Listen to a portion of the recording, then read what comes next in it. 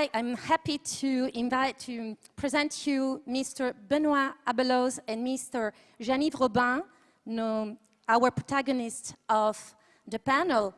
So Mr. Benoît Abeloz is Research Program Officer in ICT for Health Unit at European Commission. And Benoît is in charge of several e-health research projects in the area of interoperability and electronic health records. And Mr. Jean-Yves Robin is the director of ASIP Santé, the French National Agency of Shared Health Information Systems. He is in charge to accompany the deployment of new medical practices and the ongoing introduction of DMP, the National Personal Electronic Medical Record. So, Mr. Abeloz, please situate your department within the European Commission. Thank you, Giovanna. Thank you. I'm very happy to be here. So, yeah, it's important to explain a little bit what kind of actions we have regarding e-health. So, my unit is called ICT for Health and is part of the DG Information Society, which is in charge of everything related to new technologies and innovation, and which is leading a European initiative called the Digital Agenda for Europe, in which you have several vision for e-health deployment. We work, of course, on the health aspect because e-health is related to health and to technologies with DG Sanco, which is more focused on the health issues. So what is there in the digital agenda for Europe, which is relevant for this forum for doctors, but as well for patients, because there was that comment this morning that we should not forget the patient, and one of the priorities is to look for patient empowerment, to have patient-centric policies, and to give online access to European patients to their electronic health records. Another very important area of that strategy is related to authentication and identification of patients and healthcare providers. I think Denise said this morning that one of the three concerns of healthcare providers, and these are the concerns of the patients as well, are related to security and privacy. And the way we will authenticate and identify patients and healthcare providers is going to be key for the adoption of e-health services and for the trust of the different stakeholders in those systems. So in that area, we try to have a common view at European level on e-ID. And of course, related to that, we are revising the Data Protection Directive as well, which gives the frame at European level of those issues. Another very important aspect, which is relevant for Doctor 2.0 and for e-health in general, are aspects of interoperability and standardization, because all those systems need to be able to work together. Otherwise, there will be no benefits. So for that as well, we try at European level to have common policies to foster the adoption of standards, of existing standards, and to create an interoperability framework for e-health systems. And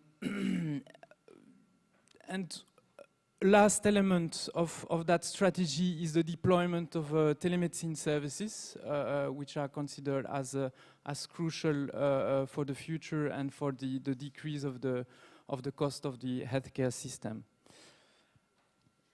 So you talked about the spread of e-health among physicians and patients in Europe.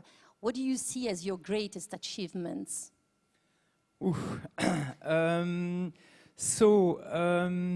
Other areas where we finance implementation project as well, and there we have quite interesting achievements. It's work in progress, of course, but we have an implementation project called EPSOS, which regroups now 23 member states, and which goal is to, it's a pilot project to provide cross-border health services And the two use cases that EPSOS try to address is access to patient summary. So a patient coming from country A to country B and visiting a doctor there, the doctor should be able to access the patient summary in order to give him the right treatment. And the other use case that we're looking at is e-prescription.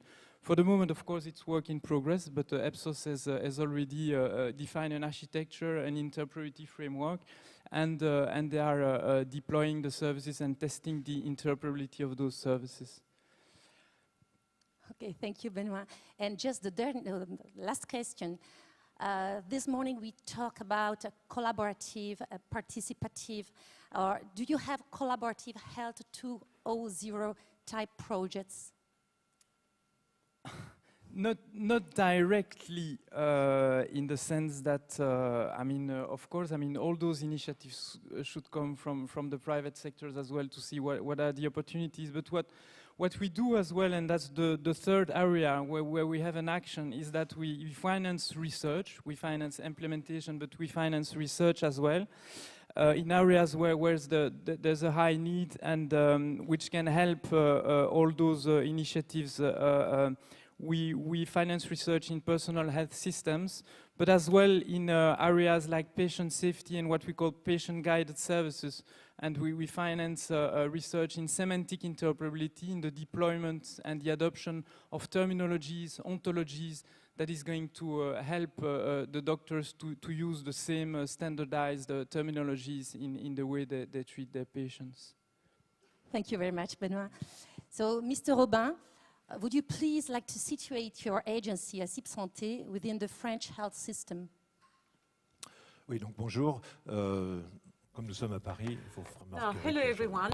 As we are in Paris, I'm going to answer in French, if you don't mind. Une agence publique. Pourquoi une agence publique sur les systèmes ASIP d'information? is a public agency on information systems. Le système de santé dans tous les pays finalement développés est en proximité très forte avec les responsabilités des États, puisque la responsabilité de santé de la population est un sujet reconnu comme régalien dans l'ensemble des pays développés. Health is considered to be a top priority for the state in all developed countries, and because of the increasing importance of new technologies, of ICT in the field of health, it's only logical for states, for governments to have a specific governance, and it's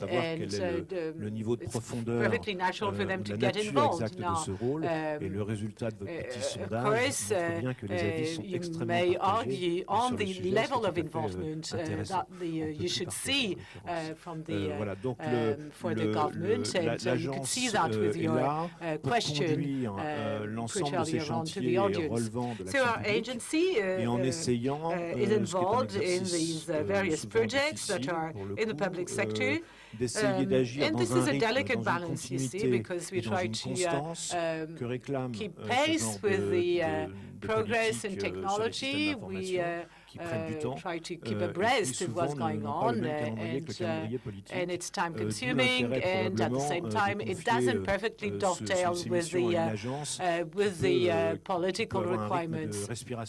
So this is why our agency is here to maybe take more time than political decision makers can devote to these sort of issues. Would you tell us where you are with the launch? Alors, la France a fait le choix, comme beaucoup de pays, de s'engager dans un grand many countries, France has decided to launch a major project in order to have electronic records for all patients. Now, this is quite specific to the French health system. We decided to be really patient-centric for this electronic records. We wanted the patients to get direct access to this information. I'm just back from Canada, where direct access of patients to their electronic records is something which is considered to be quite specific to France. But I think we can only welcome the fact, because patients' rights, I think will play a very important role in the acceptance of such electronic records by people. Now, this is a very complex project. I skipped the background information. Suffice to say that we have now the infrastructure ready. So we have started to deploy this, to roll this out in 4 French regions. These are the pilot regions.